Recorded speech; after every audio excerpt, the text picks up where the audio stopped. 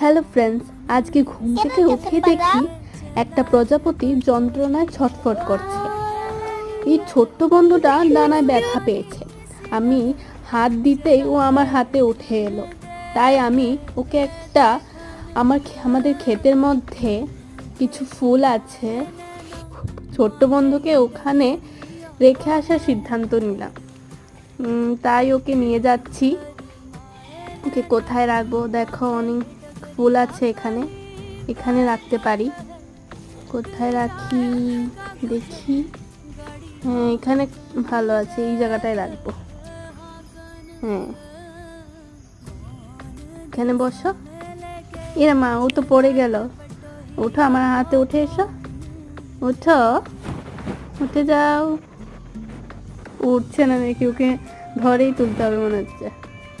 এবার ওকে ফুলের